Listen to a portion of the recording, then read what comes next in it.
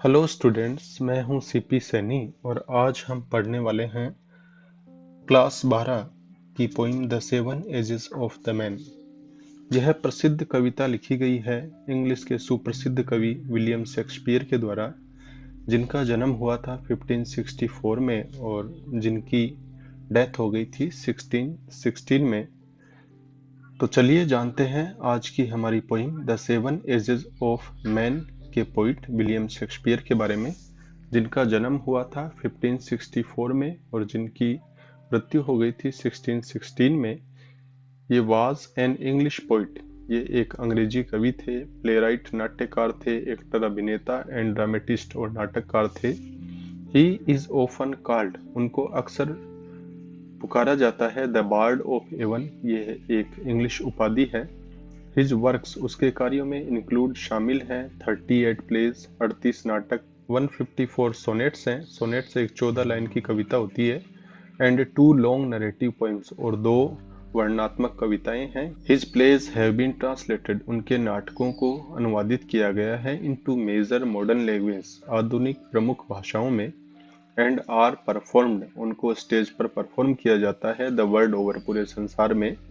Shakespeare produced, Shakespeare ने निर्माण किया most of his famous works, अपने अधिकतर प्रसिद्ध कार्यों का, बिटवीन 1589 एंड 1613 के बीच में। हिज प्लेस, उनके नाटक है, वर प्राइमरीली, उनके मुख्य रूप से कॉमेडीज थी। कॉमेडी ऐसा एक नाटक होता है जिसका अंत सुखमय होता है।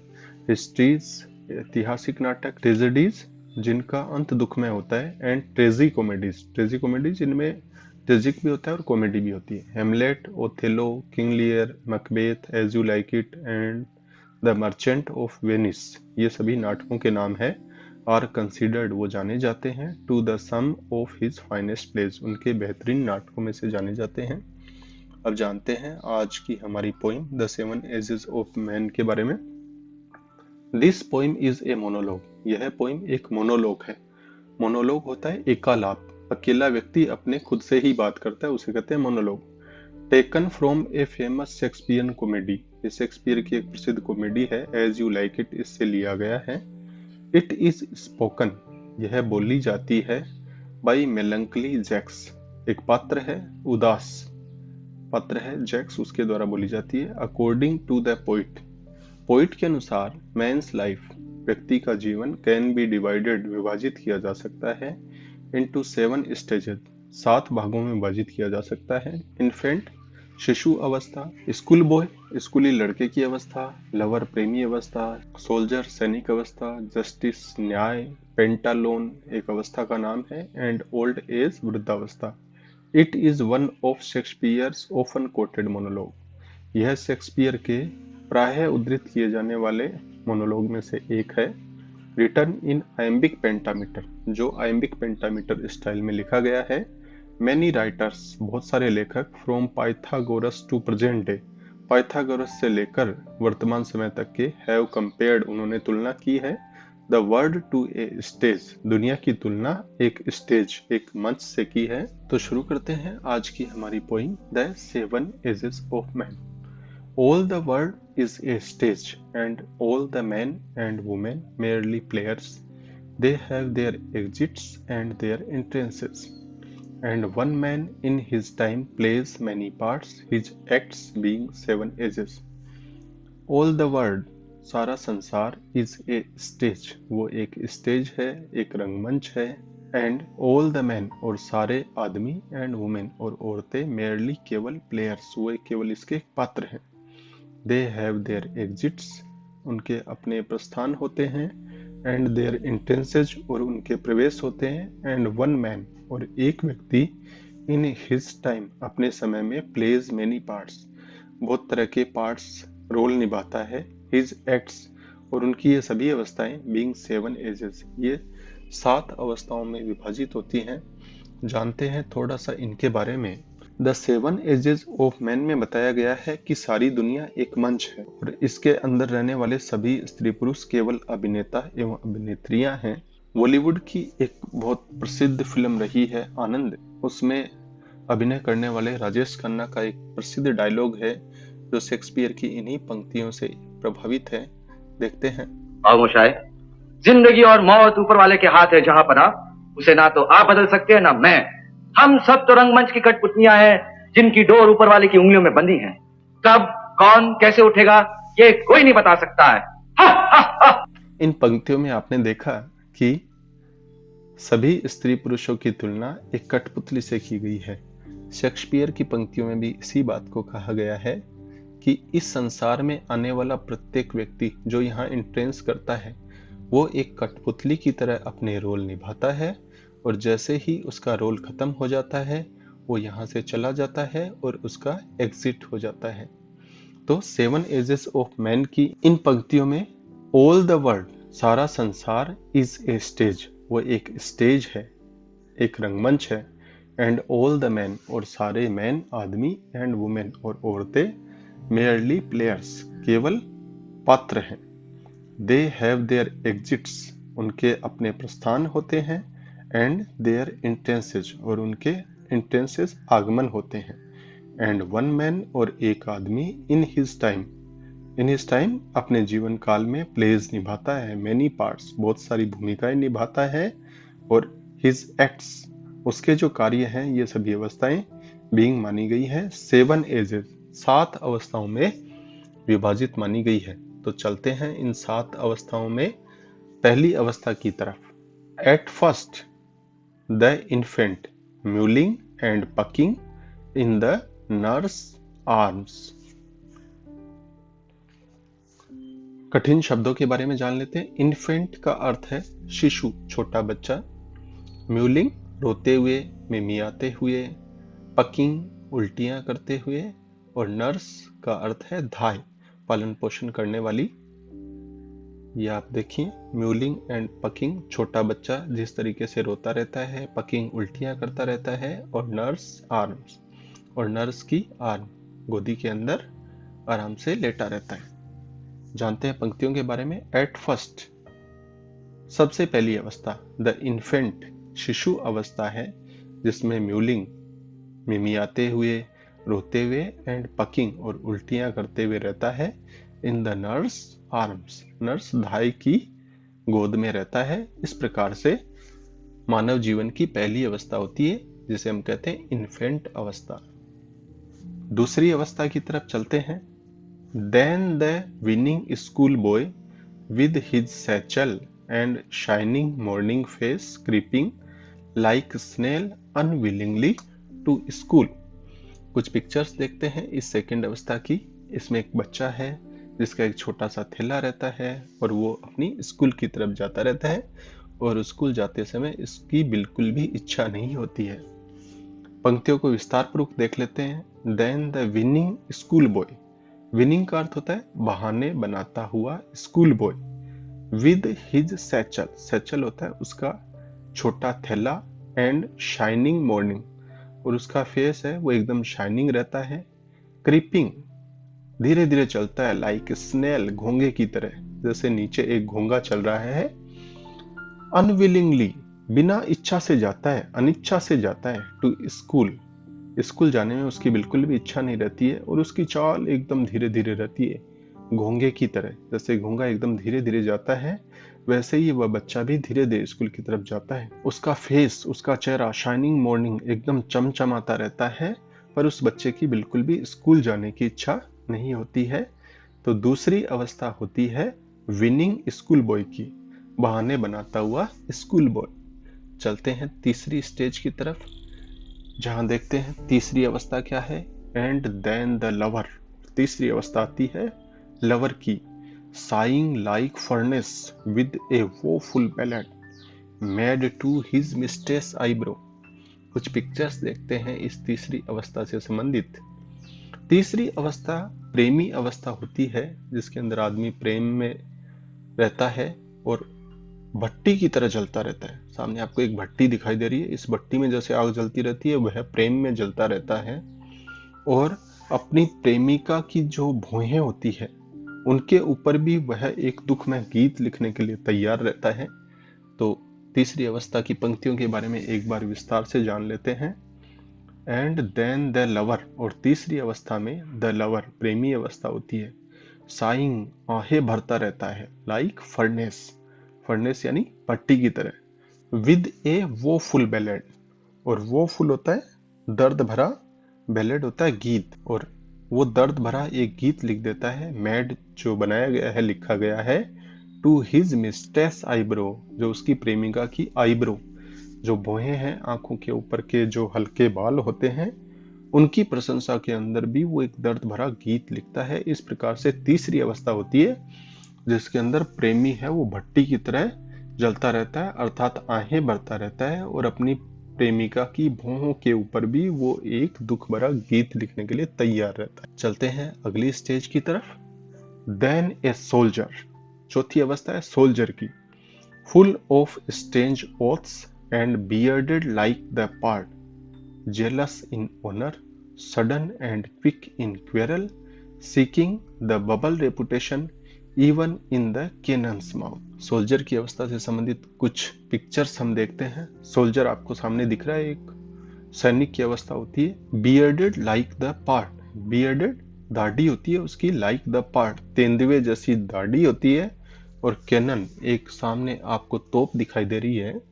उससे संबंधित एक अच्छा सा उदाहरण मैं आपको सामने दिखाता हूँ। सामने आपको तोप के मुंह में बैठा हुआ एक व्यक्ति दिखाई दे रहा है। यह झूठी प्रशंसा के लिए तोप के मुंह में जाने के लिए भी तैयार है, और उसके अंदर छोड़े जाने के लिए तैयार है। किस लिए? बबल रेपुटेशन के लिए। बबल रेपुटेशन क्या होती है? झूठी बुलबुलों जैसी प्रशंसा। उस प्रशंसा का कोई महत्व नहीं होता है, फिर वो उस प्रशंसा के लिए तैयार रहता है, वो प्रशंसा पाने के लिए। देखते हैं विस्तार पूर्वक इन पंक्तियों को। देन ए सोल्जर, उसके बाद में एक सोल्जर की अवस्था आती है, सैनिक की अवस्था आती है।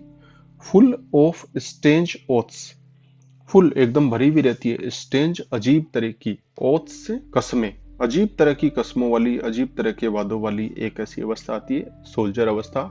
एंड बियर्डेड, और उसकी दाढ़ी किस तरह की होती है? लाइक द पार्ट, तेंदुए जैसी दाढ़ी रखता है। जेलस इन ऑनर, और जेलस रहता है, ईर्ष्यालु रहता है। इन ऑनर, सम्मान के लिए एकदम जेलियस, ईर्ष्यालु होता है, हर जगह सम्मान पाने के लिए तैयार रहता है, उसको पाने के लिए इच्छा करता रहता है।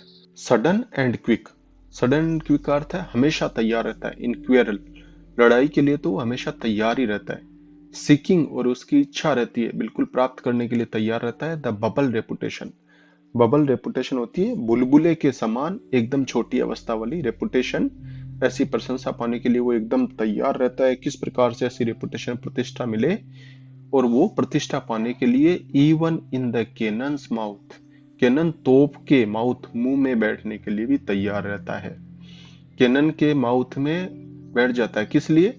बबल रेपुटेशन के लिए। अगर तोप के मुंह में उसको रख दिया जाए और झूठी प्रशंसा मिले तो भी वो सोल्जर की अवस्था वाला व्यक्ति तैयार रहता है। इस प्रकार जीवन की हमारी यह अगली अवस्था होती है।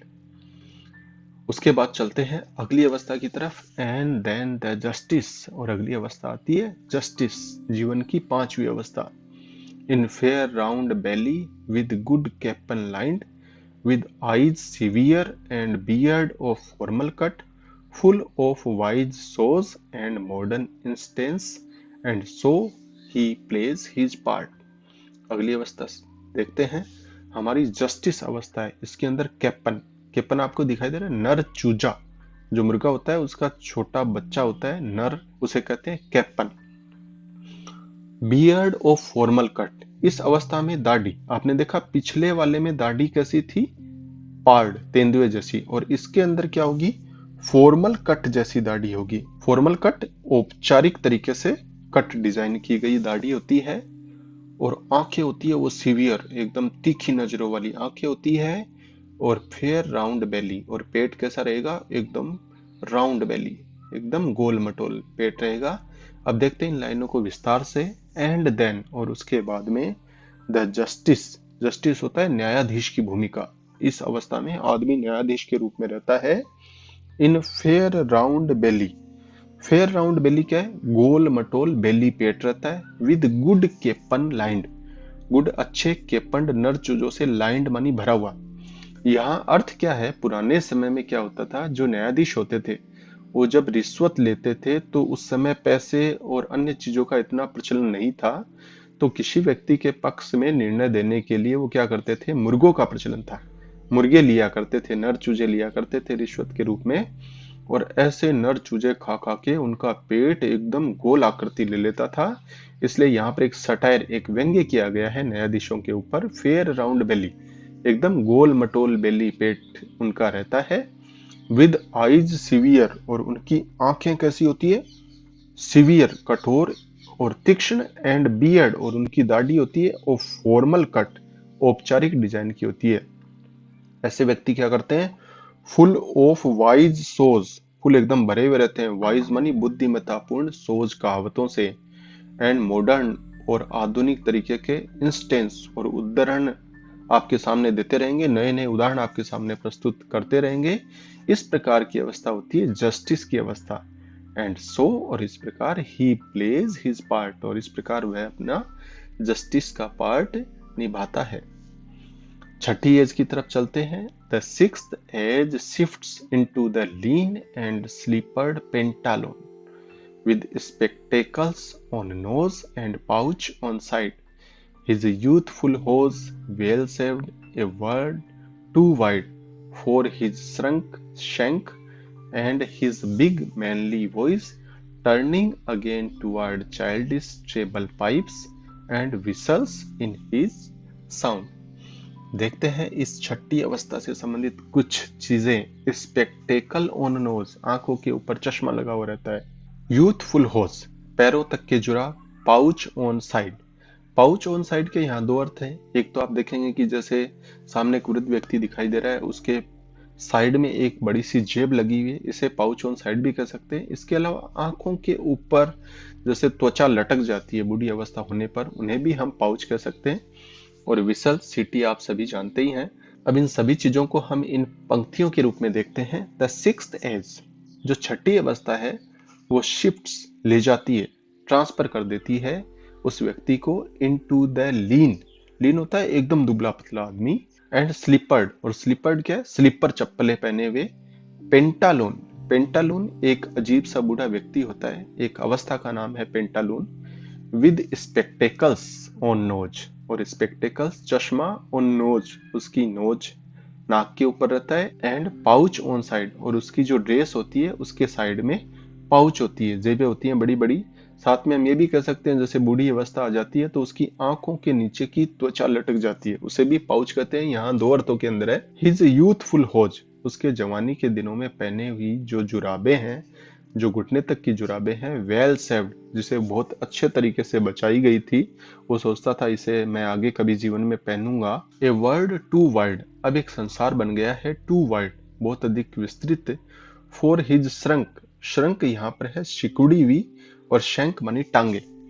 अर्थ यहाँ पर यह है कि उस व्यक्ति ने अपने जवानी के दिनों के अंदर पहनी गई जुराबें बहुत प्रयत्न से बचाकर रखी हुई है। अब उन जुराबों को वह पहनना चाहता है, लेकिन उसकी टांगे सिकुड़ गई है। इसलिए यह वर्ल्ड, यह संसार बहुत वाइड, बहुत विस्तृत हो गया। अर्थात वो जवानी के दिनों की बचाई हुई जुराबें अब उसकी टांगों में बिल्कुल भी फिट नहीं आती है। And his big manly voice, और उसके जवानी के दिनों की वो मर्दानी आवाज टर्निंग अगेन, पलट गई है टूवर्ड चाइल्डिश ट्रेबल पाइप्स, छोटे बच्चे के जैसे ट्रेबल पाइप्स यानी ऊंची पतली आवाज में बदल गई है। एंड विसल्स, और सीटियां बजती है इन हिज साउंड, और उसकी आवाज में अब सीटियां सी बजने लग गई है।